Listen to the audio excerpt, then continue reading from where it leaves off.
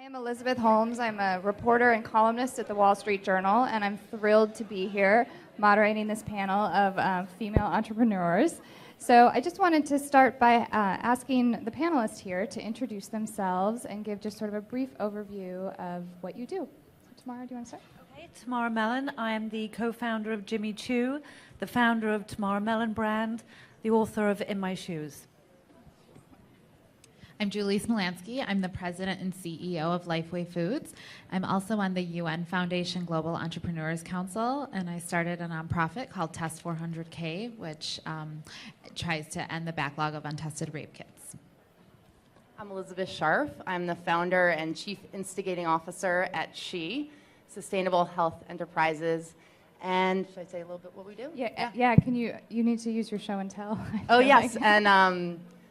And we actually, our first big initiative is helping women manufacture and distribute affordable menstrual pads, so maxi pads, so that they can confidently participate in school and in work. And we actually make them in Rwanda out of banana tree fiber, and we make it into this, our own product in East Africa.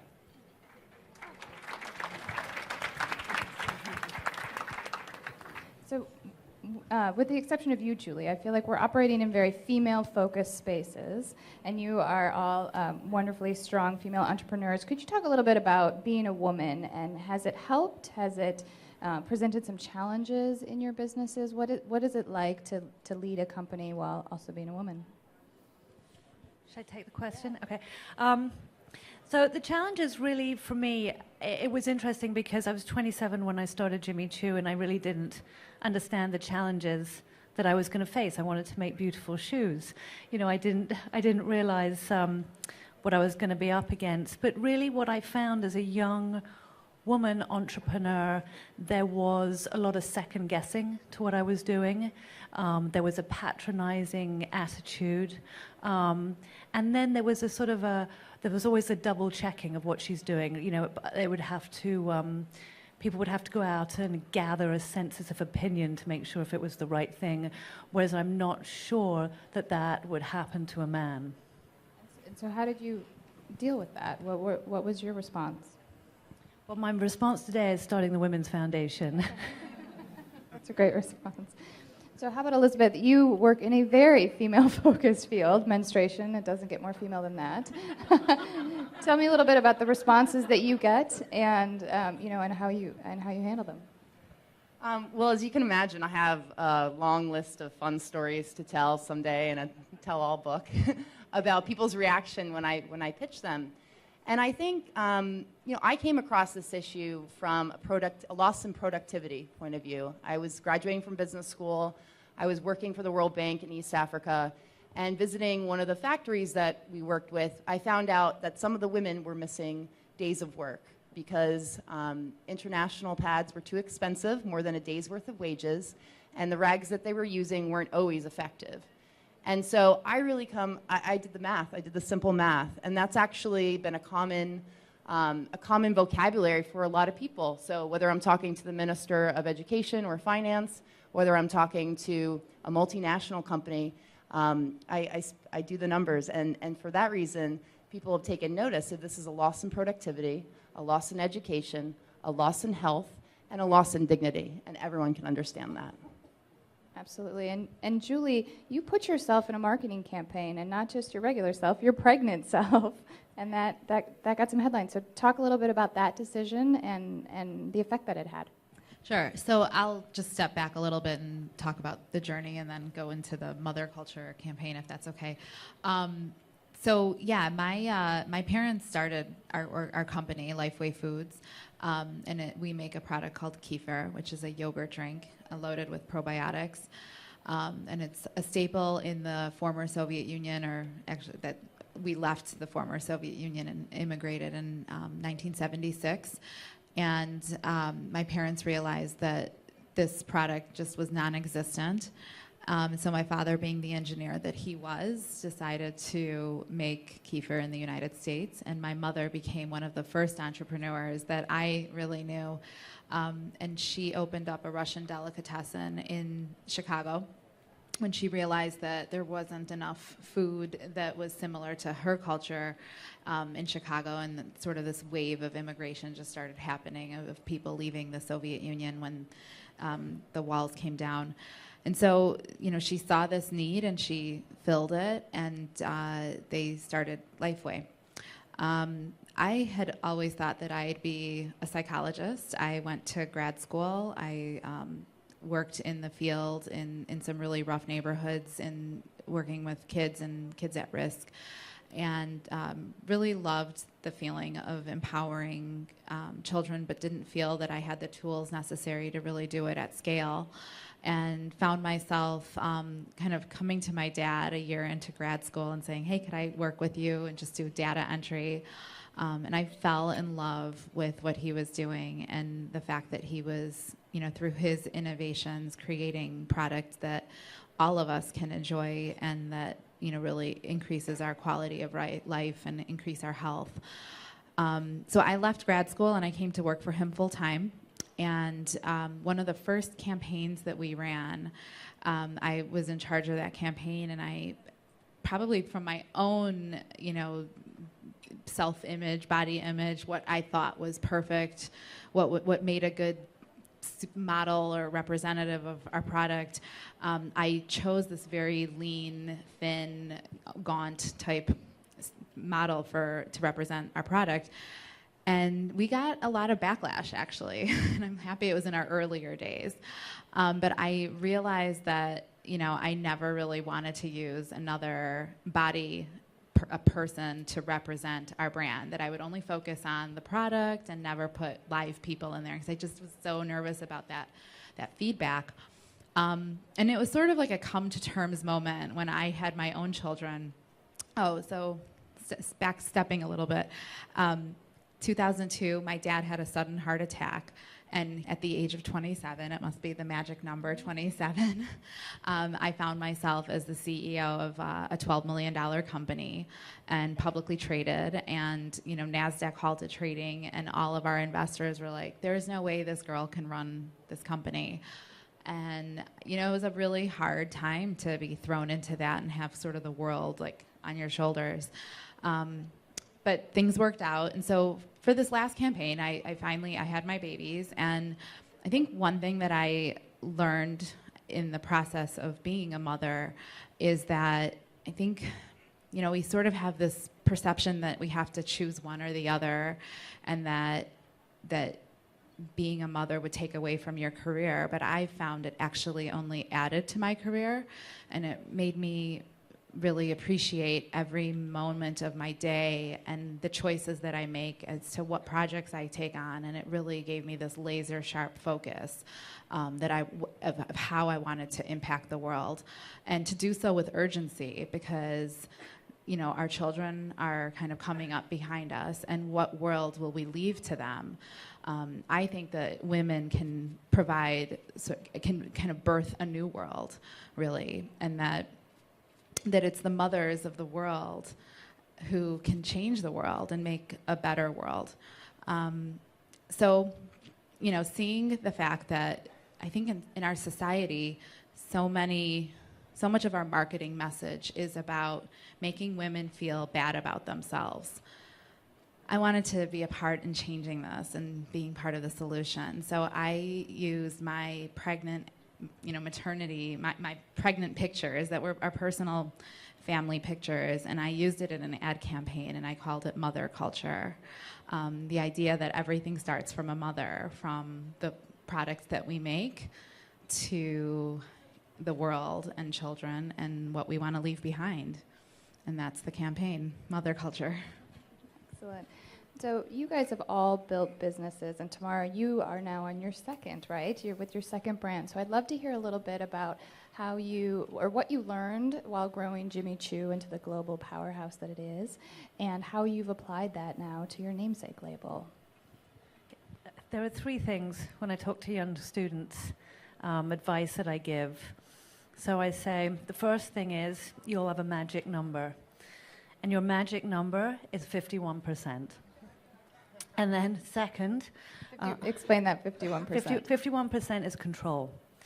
So you don't want anyone else to get in control of your business, especially as the founder, because that business runs through your veins like blood runs through your veins. You feel it, you live it, you eat it. It is a 24/7 thing that you never stop thinking about. And so if you see something happening to the product that you feel embarrassed by, you're not proud of, something done just to increase a margin that you would never do because you're in it for the long game, you're not in it for short-term profits. So that's why it's incredibly important as a founder to have control of your business. The second thing is get a good financial director if you're not the finance person. Entrepreneurs usually aren't. You need a good finance director, but don't let them run your company, because you need emotional intelligence to be an entrepreneur. So you have IQ and EQ. So IQ gets you to the entry level, but then what makes the great entrepreneur? It's that extra bit of the emotional intelligence. It's the thinking outside the box. It's the risk taker. It's how you motivate and inspire your team. So it's all those things that take someone from being, from a success to an entrepreneur. And so that's the advice that I would give. That's great advice. That's very useful advice. And Elizabeth, so you've now grown your company for 6.5 years, you said. Tell me a little bit about how you go from an idea to something where you're now thinking of the next stage, which is franchising and growing out. So if you told me 6 years ago I'd be on the stage with this group and this audience, I would have laughed tremendously. I'm very excited to be here, and I think the journey has taken me from literally just taking what we have. So I was living in Rwanda, and I looked around to say, what other material could we use to make our own pads here? And actually, we literally took all these different materials, like a banana tree trunk that was being waste material. We took leaves, cassava leaves, and we literally had a handheld blender and started blending things and boiling things and laying out all these different samples. And then we took Coca-Cola and saw how much each one of them absorbed. And from there, fast forward now, we can make about 1,500 pads a day. We built a supply chain of over 1,000 farmers, mainly female farmers, that are selling us the banana fiber. We have a production staff, almost all women, of about 20, and we produce enough for thousands of people around our area. And actually, we now have a patent on this process. And so I'm actually headed down to Johnson & Johnson next week to hopefully do something that could really expand our horizons to many different countries. So I'd just say, look to see what you have in front of you, do it, experiment, and then I think most importantly is figure out the people that sit around you in life, in your community, and everyone's got a skill, everyone has a talent, and talk to them. What are you good at? I have a lot of people that say, oh, I'm a lawyer, I don't do anything what you do. I say, really? Because I've got a patent I'd like you to execute. So everyone's got a great skill, and it's finding out how to weave in all the different people that are part of your life and your fabric to make something great to build together. So in the title of our panel is the word innovation, which I think is a word that can be overused a little bit now in today's day and age, but I'm sure all three of you have had moments where you innovated or done something that's worthy of that title. Is there any advice you have or any definition you have of the word innovation, or where should people be looking for it, or how can they do it? So, I think when we look at innovation for us, a lot of it comes from what problem do we want to solve? What painful point in life is there that we can fix? One of our greatest innovations, I think, that was really a fun thing to work on was ProBugs, which is our children's product, and it's our kefir in a pouch. And you think, who cares, kefir in a pouch? But what it really did was give parents another 20 minutes for each meal to be able to go and do something for themselves, or so basically it's our product in a little pouch with a small sipping component, so that even a 5-6 month old infant can basically self-feed themselves. And it paved the way for all of the other pouches that we now see so widely used. And that was innovated because me as a mom, looking at how my friends feed their children, looking at how just children eat in that old-fashioned jar and spoon, and kind of feeding that child, which could be like 40 minutes. I remember doing it. And that's precious time that we're all trying to juggle. And so that was that problem that we were trying to solve, is bringing healthy foods to children and to parents to make that time a little bit less stressful. And I think about what can parents do with that extra 20 minutes to an hour in a day that we've been able to give them. Well, they can go and start companies, they can catch up with their friends, they can practice self-care, they can be activists, they can do whatever, and then kind of come in and use the time with their family that they can, play or do something more quality, I would say. So that's innovation. Innovation is problem solving. I like that. Elizabeth, do you have a definition of innovation? I don't know about definition, but I think I'll give a little description. You made menstrual pads. I make maxi pads out of banana trees. That's innovation. I think sometimes innovation comes from the most unlikely places, and it's because of constraints. And so, for example, right now I work in an area that doesn't have a lot of electricity, doesn't have a lot of water. And so what we do, and we've had people visit, they really remark, wow, you only use 10 gallons of water. You recycle it. We actually don't use chemicals. We don't use any bleach in our process. And they said, that's so great. You must have really thought about how you can innovate on that and make it so eco-friendly. I said, we use that amount of water because we don't have any more. But it's actually a fantastic eco-friendly process that we've developed because of these constraints. So I would say, just think about constraints as actually adding to your progress over time. Tamara? Well, for us in the fashion business, we always say, innovation is the most important thing we have. Without it, fashion brand will die. So we're always coming up with new ideas, new creative ideas. In fact, it's an ongoing process for us. So innovation is the lifeblood of our business. Makes a lot of sense. Trends move quickly, right? So you all are sort of at a place where you've accomplished a lot. And as a reporter, I find the journey as interesting as the destination, because surely along the way there have been challenges or moments where you're like, I can't do this anymore. I have to stop. I have to quit. And you kept going. So I would love to hear, is there a story or a moment that any of you had that you sort of pushed through and got to where you are today? Because I think hearing about overcoming those challenges can be really helpful to people, especially if they're in the middle of building something like you all have. Well, for me, there have been many. So it's, and even with my new business today, there are still challenges.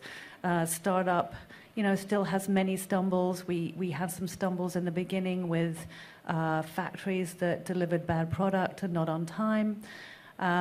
So we had to quickly kind of pivot, adjust ourselves to that, reset then some of our spending, some of our operational costs because we didn't meet our numbers. So, we're working on that now. So everything, there's always a stumble and there's always a challenge which you need to overcome. How did you sort of find it within yourself to just keep going? I guess stopping was not an option. Well, right now, it's, for building Jimmy Choo, for me, was a life or death situation. That is how I felt, because what motivated me to build that business, besides creating the product, was fear. Because I wanted my independence, I wanted to be financially independent, and I wanted to be responsible for myself and my daughter. Today, I don't have the same fear-based motivation, but what really motivates me today is, I love creating the product. And when I'm in the creative process, it's the thing that I most enjoy, and I could not imagine my life without it. Fear is a very powerful motivator. I agree. Yeah, I feel like I have those every single day. Like, why am I doing this? To me, I think that I look at those moments of crisis within an organization, and we've certainly had our share of them. And what I think is is that women have this natural, innate instinct to deal with crisis, that we've been managing crisis in our communities, in our homes, in our families, in our personal lives from, as long as history has been written. Women have been the ones that really manage crisis and deal with kind of picking up the pieces. So I think we're really good at it naturally, and that those stories haven't been told nearly enough as they should have. It should be being told, and it's great that we're gathering today and talking about this and sharing these moments. But I think that within a business that a couple of great women in charge can really help those moments and kind of bring peace and stability. And then, we learn from those moments. I look at those as real moments of clarity and teaching and what we can do better the next time, or, where we could scale or just do it better. So every time we've had those really bad moments, I think about, okay, we're going to learn from this. That's what has to come out of it. And then the other thing is that it's really important that we overcome and not be afraid to fail, or not be afraid of those moments, that we do have to rise up. And I think the world is really counting on us to do that right now. Is there a challenge that you've faced or something specific that you care to God, share? So many. I just like hearing specifics of the bumps in the road, because then it makes it seem more real, frankly, Sure. I think, to the outside world. I mean, I had just a lot of regulatory, issues over the course of the 30 years. Like, for example, we definitely had our share of bumping in contact with our government regulations around food production. And we had an issue with a plant in another state, and it was a small plant, and thankfully it was a very limited situation. But what it gave me was this realization that I need to get all my ducks in a row in all of my plants. Like, I need to step up all of our quality control and that really. And we hired a third party consultant to really help us get to that place. And looking back on it today, if I hadn't had that experience, we would have been in a way worse position today. So I feel like it was a blessing in disguise, and that's what you have to. I look at those moments as blessings in disguise. I'm just curious, did either of you have a co-founder or a very close business partner where you felt like you could share the burden of the challenge, or did it always end up on your lap? It generally always ends up on mine. My younger brother is the CFO of our business, and so yes, I'm always like managing kind of crises, because I don't know. I think it goes back to that natural instinct that women have to manage crisis. Yeah, I think particularly on a namesake brand, it always it is my responsibility. It always will end up on my lap. But also with growing Jimmy Choo, what I've noticed in business is when something's a success, everyone's like, oh, me, it's me. And then suddenly when something's not a success, you're like left holding the baby by yourself, So usually the problems end up on the founder's lap, yeah. It reminds me of when I was first starting, which was the most challenging part, and it absolutely was on my lap to start it. But trying to avoid that going forward. But I'll tell you a little bit of the story of how it fell on my lap in the beginning. And it was I finished school, graduate school. I was supposed to go off and be some fancy investment banker, and instead I wanted to pursue this route of creating affordable, eco-friendly menstrual hygiene solutions for people in the poorest areas of the country, of the world. And you can imagine, so for a year I did a lot of different research and talking to people from all over the place, real experts themselves, hundreds of girls and women in mainly East Africa. But during that time, I didn't have any income, so I had to do all these consulting projects on the side while trying to pitch people this business. And it was very challenging, and then field the phone calls from my parents asking me, are you ever going to get a job? And it was really, if you can imagine going in and pitching this in 2008. So just to remind you, 2008 was everything exploded. And now I'm going in and pitching someone that they really need to invest in creating the next best affordable menstrual hygiene product in a place that they've never been to, for people they've never met. And it was really difficult. And I have to say that 95% of the people I was pitching to were men. And if they're anything like my father, who's an old white man who says my daughter works in healthcare, they didn't really want to talk about it at all. But then actually, I pitched an organization called Echo and Green, and they are seed funders and social entrepreneurs. And I was lucky enough to get a seed grant investment from them, and then Harvard Business School followed, and then it started rolling. So you can imagine, it's become successful, but it took a lot of stamina in the beginning, and so it's not going to be easy for you entrepreneurs, budding entrepreneurs out there. Well, we just have a couple minutes left, and so I would love for you all to share briefly what you wish you knew when you got started. If there was a piece of advice that you would give somebody, knowing what you know now, that would be helpful to the entrepreneurs of the world. I was going to say just to get more sleep. I think that is like incredibly very useful piece of advice.